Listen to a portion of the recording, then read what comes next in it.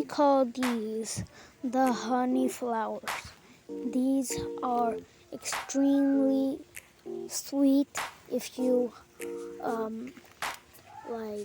take a flower and rip the end of the flower and then just suck it.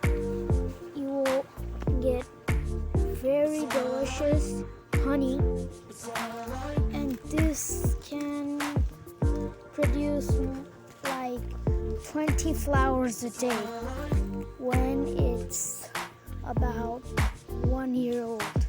So you might as well buy it. This is the technique how to drink it. Just suck it. Take the green part off and then just suck it.